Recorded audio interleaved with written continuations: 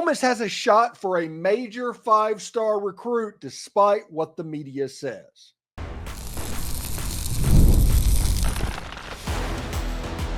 You are Locked On Ole Miss, your daily podcast on the Ole Miss Rebels.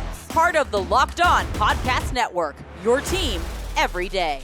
Welcome to the Locked On Ole Miss Podcast, the most watched Ole Miss podcast out there. I'm your host, Steven Willis, a 10-year veteran member of the national media and a former Ole Miss staff member. Today, we're diving into the big news. Tristen Keys, the star wide receiver out of Hattiesburg, just earned his 5th star. The Under Armour All-American is one of the top wide receivers in the entire country, and after seeing him live, yes, I can see why. But recruiting services still aren't convinced he's seriously considering Ole Miss, even though he says he is. Sound familiar? This could be another Caleb Cunningham situation, and honestly, I'm here for it. We're also talking about how National Signing Day, once a college football holiday, has become more of a punchline. And plus, did you know that Ole Miss signed a punter in the transfer portal? Yeah, that actually happened. So stick around while I'm joined by Dalen Flowers to discuss these topics. We are free and available on all the podcast apps and YouTube. Thank you for making Locked On Ole Miss your first listen every day, and a special hello to the insiders and everydayers who make this show what it is. And don't forget to find a second listen on the network. Chris Gordy at Locked On SEC or Corey Burton at Locked On Vandy. They have more SEC, college football, and even Ole Miss insight. So check it out. Today's episode is brought to you by Game Time. Download the Game Time app, create an account, and use code LOCKEDONCollege for $20 off your first purchase. Let's go ahead and bring in Dalen, and we're going to do this. Basically, Dalen, welcome to the show, man. This is the actual Locked On Ole Miss podcast. You're in the house. How you doing, buddy? I'm doing pretty good, man. Appreciate you for bringing me on in a full-time spectrum for the first time, man. Super grateful. So thank you, man. And can't really complain in my end right now. Yeah. We're going to talk about Tristen Keys in this first segment. He's the wide receiver out of Hattiesburg. He's one of the better wide receivers in Mississippi at the moment. When you look at his rankings on threes, rated at number 9 in the country, 247 number 4 in the country, ESPN number 21 in the country, Rivals number 9 in the country, which basically means once they give all their 5-star rankings, he is going to be a 5-star plus player and basically is a must-get type of player for Lane Kiffin. He's a really good football player. He's one of those guys that just dominates on the field, makes unbelievable catches. He is able to speed away from other players. He's 6'3". He's going to be over 200 pounds. He has a chance to have a Ryan Williams or a Jeremiah Smith type impact on the next level. So, Dalen, the question I have to ask for you, how all in should Ole Miss be for Tristen Keys? And do you buy all this subscription media talk that he is Tennessee bound? Yeah, it's 2 great questions, man. I think Tristen Keys is definitely a guy that Ole Miss should be all in on. I think the first thing when you're recruiting, I understand that the transfer portal is big for college football and especially Ole Miss, but high school recruiting is still important. And number 1 is recruiting in your own state. This guy's from Hattiesburg, Mississippi, a proven talent, like Steven said, about 6'3", 180, really quick, really great route runner, great hands. And what my thing about him is he can play on all 3 levels. You can put him on the slot, and he can be a great short route guy. You can put him in the middle of the field, and he can be a good medium-sized throw baller. And you can put him down, and you can put him deep on the field, and he can get some big plays down low. So I'm excited about this guy. The thing about the media is, for me, my model in any kind of sport for college athletic is it's harder to get guys to commit to your school, but it's even harder to keep them committed. So even if Tristen Keys decided to go to, say, Tennessee, which is one of the top schools that, the media is per saying that he will commit to, there's no telling that he won't decommit before National Signing Day. There's no telling that he won't transfer after 1 year wherever he does go from a school that may not be named Ole Miss. So in this realm, you can't really lose your stockings over a guy that, may commit to a different school because there's so much into moving around nowadays. Guys have different philosophies. Coaching changes as well, which happens throughout all the off season, which may change a guy's perspective on, hey, I want to stay committed to school or I don't. So, you can't really buy too much into what the media is saying, but this is definitely a guy that Ole Miss is a guy that they should be targeting heavily. They've done a fantastic job over the last 4 years in recruiting in-state guys, but specifically at that wide receiver position. And you want to keep that momentum up going forward. And why wouldn't a guy from this state want to come play for Ole Miss? I think the big thing is you look at football now, two of the biggest guys, A.J. Brown and DK Metcalf from Ole Miss, but you look at it as well, what Lane has been able to do at the wide receiver position over the last few years. You look back, Malik Heath playing for the Green Bay Packers. Now, Trey Harris, I'm sure, is going to be a top 3 round draft pick. Jordan Watkins, Dayton Wade. That's just to name a few of those guys that have come in, made an impact at that position, and have now allowed themselves to either get drafted highly or now have a few years in the league. And as well, you look forward, I think Caden Lee is another product of what Lane Kiffin is able to do with wide receivers. A guy that's kind of raw coming into this season. We kind of saw flashes of him last year, but the way Caden Lee elevated in terms of a route runner, in terms of a pass catcher, and a guy that can just get downfield with his footwork. If I'm a wide receiver and I'm in state, my first look has to be Ole Miss, and I have to see what Lane Kiffin has done at Ole Miss and his previous stops in his career as well, as getting guys developed and putting them in the league for a long time. I actually spoke to this person, this recruit personally at the Under Armour All-American game, and asked him about Ole Miss, and you could tell that Ole Miss was in the game. He was going to pay attention to Ole Miss. Yeah. But a little inside baseball to everybody, this is the way that this goes, and this is why those recruiting service media really can't be trusted. They sit there and they ask a question. Okay, tell me about Alabama. Tell me about Tennessee. Tell me about Texas A&M. Tell me about LSU. And then they write the story that says he's considering those 4 schools when those were the 4 schools that were asked about. Mm-hmm. That's what they do. I was at the table. I heard every one of the interviews with Tristen Keys. I asked Tristen Keys about Ole Miss. He talked about Lane Kiffin. He talked about the offense. He sounded like he was very much into it. He did not come to junior day. Ole Miss does have a little bit of work to get him on campus, but getting to Hattiesburg to Oxford, Mississippi, that is not a short drive. So we'll see how it goes, but I think Lane Kiffin absolutely needs to be all in. And I think that through the transfer portal, he brought in 2 one-and-dones. Yeah. That was interesting to me with Deshaun Stribling and Trey Wallace for that outside position that is going to be opposite of Caleb Cunningham or Caleb Odom for what this wide receiver unit could be. I think that's a tell what Lane Kiffin is thinking about. He didn't bring in multi-year wide receiver people. He brought in with a little bit of leeway that he could recruit. Yeah, that's a great point. I think that gives the ability for a guy like Keys to say, okay, you know what, and this just may depend on the prospect, but some guys are going to be like, I want to get on campus. I want to play immediately. I want to try to be a starter. I want to get reps in the first couple games and have that leeway. But some guys may be like, I want to kind of just sit back and learn a little bit and kind of wait my turn a little bit. But I think for a guy like this, he has so much potential that you kind of look at it like, okay, we got to get this guy here and we had to develop him, but we also had to let him be out there in the fields, get game experience.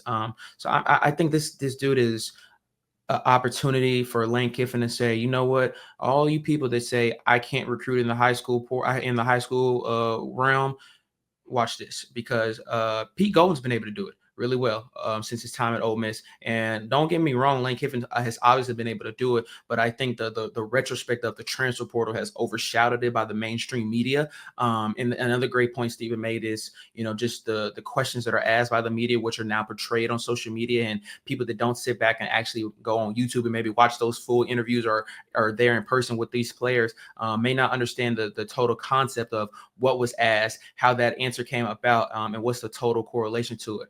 I think Steven also made one great point as well, that Ole Miss has a lot of work to do to get Tristen Keys. I think that we kind of slacked in the beginning of the process in terms of recruiting him and saying, hey, we want you here and we can make you really great. They've kind of picked up that ground lately, but there's still a lot of work to do to get in front of the Tennessee, the Auburn teams that have been recruiting him for well over a year now and that are already high on his radar. National Signing Day used to be a holiday for college football fans, but now it's barely a headline. In our final segment, we break down how this once celebrated day became a punchline. So stick around for that. Looking for tickets to your next big event, whether it's a concert, comedy show, or sports game, finding the right ticket at the right price can be a headache. But with Game Time Picks, it's never been easier. Let me tell you why. With Game Time Picks, the app does all the hard work for you. It curates the best deals, so you don't have to waste time scrolling through endless ticket listings. I've been using Game Time Picks for a while now, and here's why I love it. The curated deals make it super easy to find great seats at great prices. No more searching through thousands of options. I recently snagged a super deal for a prime seat at an upcoming concert. I could not believe the value. It was a steal. The seat view is a game changer. Before I even hit buy, I could see exactly what my view would look like from the venue. It makes the whole experience so much smoother. And the best part, you've covered with Game Time's lowest prices guarantee. But if you find a better deal somewhere else, they'll refund you 110% of the difference. Plus, your tickets are guaranteed to be delivered on time with easy cancellation options if something comes up. Ready to make your next event even better? Download the Game Time app, create an account, and use code LOCKEDONCollege for $20 off your first purchase. Terms apply. Again, create a code LOCKEDONCOLLEGE for $20 off. Download Game Time today. Last minute tickets, lowest price, guaranteed. All right, so let's go back to Dalen Flowers. And it's kind of interesting that today is National Signing Day. Nobody knows that today is National Signing Day. Ole Miss, to my knowledge, isn't going to do anything today, much like about 98% of the teams in the entire country. I think there are 2 players that are ranked that have not signed. There's only 2, so there's two ranked players going to pick their location. And it was interesting for me, Dalen. I used to work at rivals.com. This was a holiday for us. This is when we had to be at work at like 3:30 in the morning, and we stayed until almost midnight on National Signing Day, to where large part of our job was like inputting a lot of these players into the databases at like Miami of Ohio and Toledo, players that might not be in there. And it's just a shame that how much we look forward to it, how much fun today was, the celebrations you heard from teams that won the day. That's all gone. It's now basically a month and a half long process where there's not a singular day that you can monetize, which was kind of the secret sauce to like Rivals and 247 and those guys back in the day. Yeah, man. I didn't even know it was National Signing Day, if I'm being completely honest with you. So you saying it is a surprise to me as well. I think that within the changes of what we've seen over college football, maybe over the last 7-8 years, has depicted a lot of why that's not really a thing anymore. And it's kind of a sad part of it. You know, I kind of remember a lot of moments. I remember, Travis Hunter a few years ago committing to Jaxson State instead of Florida State. I remember Landon Collins years ago committing to Bama, and his mom was visibly and verbally upset at him because she wanted him to be at LSU. And there was another kid, I can't remember his name, but I think he committed to Florida, and his mom was like in an Alabama sweatshirt and a Tennessee beanie, and she was upset too. I think she walked off. So those moments you don't get anymore. And that's the embrace of college football. And that's the embrace of what it's like to get to the next level and have your hard work paid off and celebrated for. But as well, Steve made a great point.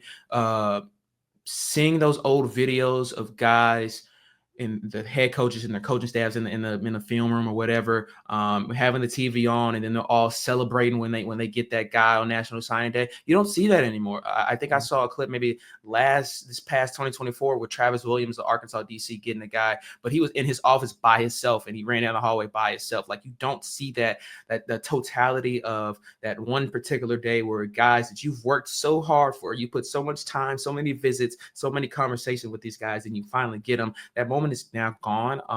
And it's a sad part. I think that you kind of look at it as well, whether you're a fan of the transfer portal or not. you could say that it has taken away the comfortability for fans to be comfortable with players. You know, you don't really see too many guys at a school for 3 or 4 years nowadays, which is why the 2024 season was so special for Ole Miss. But it was a special moment for National Signing Day when I was growing up. You know, that was something that me and my godfather used to spend the day doing, just watching, seeing where players were going to go. So it's definitely a weird turnout to now myself. Like I said, I didn't even know it was National Signing Day, to not know it was happening and for it to not kind of be such a big deal anymore. Yeah, the National Signing Day, and I think it was 2013. Heck, that's going to be 12 years ago, 2013. Mm-hmm. I was embedded with James Franklin at Vanderbilt. It was me and Pat Forty sitting in there as all of their commits were coming in. I got to see the Robert Kimdichie, Laquan Treadwell, Laramie Tunsil, that class through James Franklin's eyes. So another head coach in the conference and all of that. And it was like, he's sitting there, and one of them would come like Kimdichie committed, and he's like, "Oh, I see you, Ole Miss," and that was the thing that was going on in another coach. Stuff like that doesn't happen. There isn't a war room correspondent anymore. It's basically just a press release.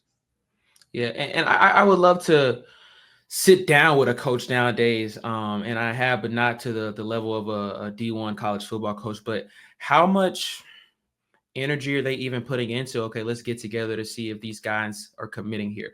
And I say that for first is the national letter of intent. The signing is basically, you don't know who's signed to your team until they get there on campus in a way. And as well, I've talked to, the Division II and Division III coaches that they focus on the transfer portal first. That's their first process. That's what they focus on first. So how much, excitement are they when they get in a transfer portal guy instead of now a high school guy, which I think also builds into what is now not known as National Signing Day in a way anymore.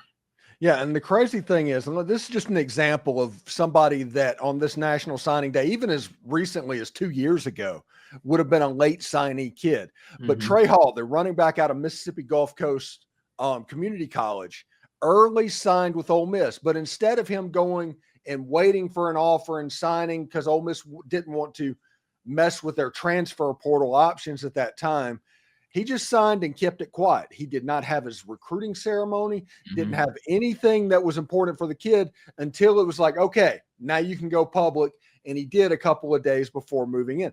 This is something that on signing day, he would have had he would have known where he was going, just like now, but the signing day and everything would have happened. But the way it's situated right now, Ole Miss is just like, okay, go ahead and sign. We'll keep it quiet. We want to announce you.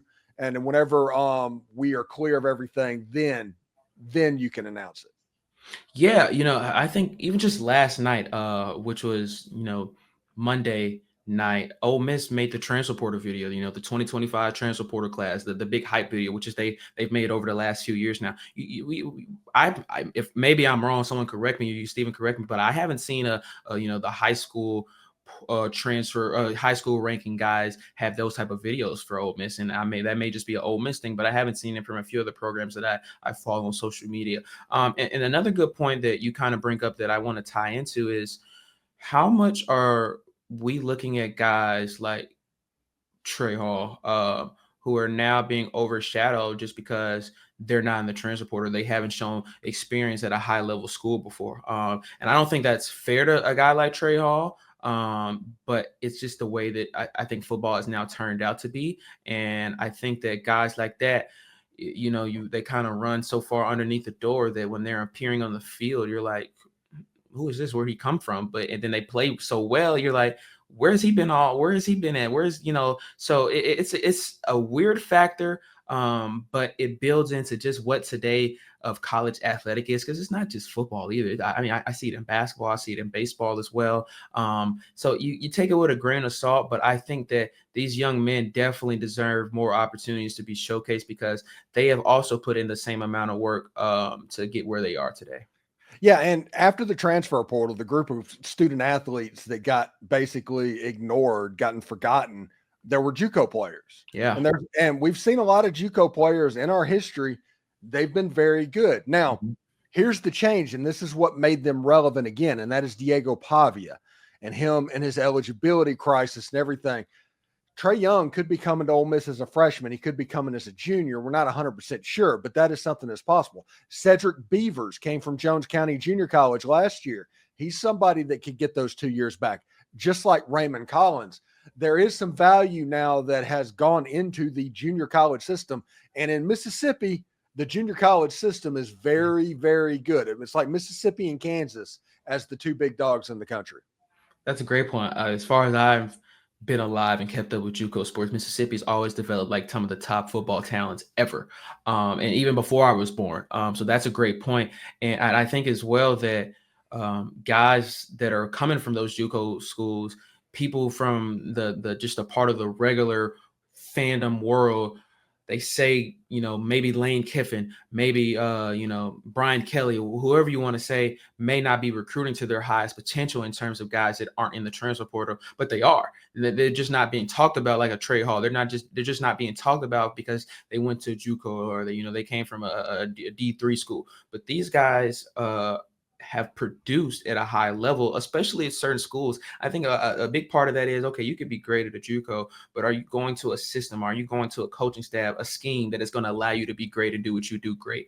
And so that matters. But as well, just the notability and the notoriety of what these guys are getting, unless you're a transfer portal guy, especially, at Ole Miss, I won't deny that, Lane Kiffin has done a fantastic job. I think he's personally still recruited really well in the high school and the JUCO format as well, but the notoriety is what Lane Kiffin is, the portal king, and that's his nickname now, and he's done a fantastic job at that. But balancing it is still very important, especially when you need depth at certain positions on your football team, because transfer portal guys can be great, but they come with a lot of mileage on their legs, especially if you're talking about a running back. So when you're coming in with a guy that may play at a year at JUCO or played just got out of high school, those are still very valuable to your football team. Ole Miss made a quiet but crucial move in the transfer portal and early signing period, adding a punter in Oscar Bird. Who is he, and what does he bring to the Rebels? Find out next.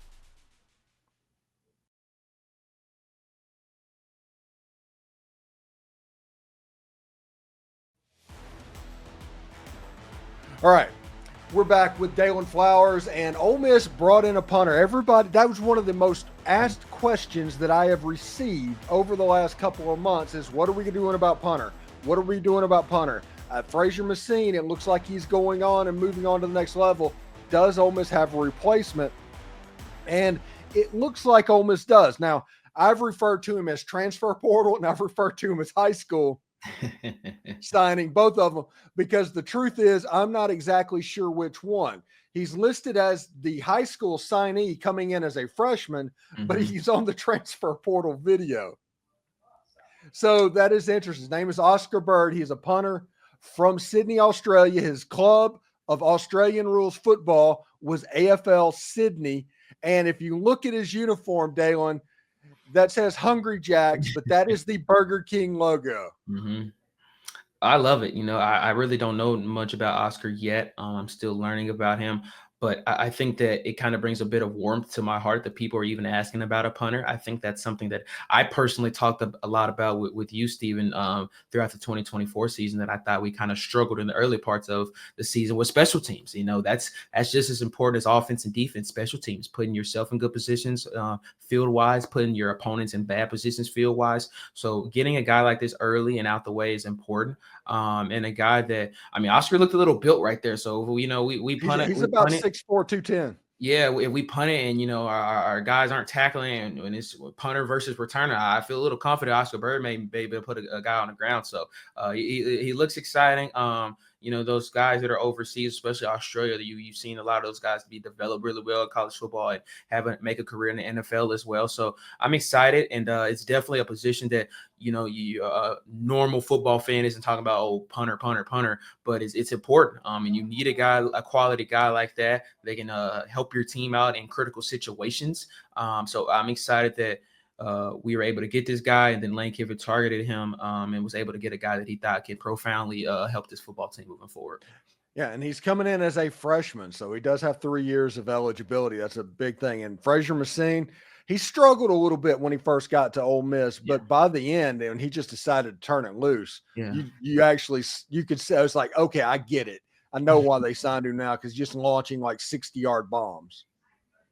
Yeah, I think my thing with Frazier is a wonderful guy. I met him a few times, but just a parts of inconsistency. Sometimes I was like, okay, this is the best punter in the country, but then sometimes I'm like, he could be doing a little better. So I kind of look for Oscar, not knowing much about him, but can we find some consistency in terms of his punting ability? And I think that will be huge moving forward for offense this year that I think has a lot of question marks. Obviously Austin Simmons is very talked about in the Ole Miss community, but we haven't really seen Austin Simmons be able to play 1, 2, 3, 4 full quarters of a game consistently yet. So giving him those opportunities to be set up in good field position is going to be really big for Ole Miss.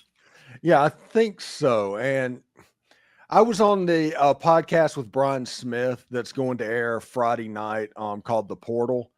And we kind of going over, and it's like, man, Ole Miss signed so many pass catchers this year. Yeah. Just a ton of them. And that high school and the portal, they signed 5 new offensive linemen in. They brought in everybody but a 3 technique, but they didn't need to bring in a 3 tech. They've added depth legitimately all over the field. And I made the comment is like, last year was the best roster in the history of Ole Miss football. I mean, this is a situation to where Ole Miss legitimately could have been 12-0 last season going into the playoffs. And this roster, though, even though you lost to Jaxson Dart, even though you lost to Walter Nolen, even though you lost to Princely Amamiellen and Trey Amos, it's probably only drops down to like 3rd on the list as far as most talented rosters that Ole Miss has ever had. The only thing that they're lacking is the experience. Yeah. I love that point. And I think that from an Ole Miss fan perspective, they love hearing that thing, but it's kind of, you're ready to put pen to paper. I think that was the disappointing part about 2024. It's like in 2023, people were, myself included, were like, this is the most talented Ole Miss roster ever. And then last year, it's like, okay, this is the most talented Ole Miss roster ever. So how do we now move forward in putting that pen to paper for 2025? I think it's going to be huge in setting up this offense to be successful. The defense and the offense both lost a lot of parts, but the defense is losing a tremendous amount of talent and depth as well. And this year, Ole Miss will see a lot of great quarterbacks. I can't put it any other way. From Tulane to Arkansas to LSU to Florida, South Carolina, Ole Miss will face a lot of great quarterbacks. So how can they match up offensively with putting points up and matching up with the opposing offenses that they may see this year? That's getting some good guys on the receiver, like Steven said. Ole Miss has done a fantastic job at that, kind of revamping that offensive line, which is, had his inconsistency and his good points in 2024. So building the offensive momentum, getting guys around Austin Simmons that can allow him to be comfortable, play his game, and be successful in any situation is huge, especially moving forward when we're kind of in that weird state of how much more can we add to both sides of the ball. But knowing what Austin Simmons does good, we have to focus on getting guys that may not just be, 5 4-star talents, but guys that can help him move the offense the way he wants to move. Thank you for making the Locked On Ole Miss podcast your go-to source for Ole Miss sports. We pride ourselves on offering the most comprehensive perspectives, which is why we're the #1 Ole Miss podcast out there. Your support means the world to us. Thank you for making the Locked On Ole Miss your first podcast, your first listen today. For your second listen, check out Locked On SEC podcast.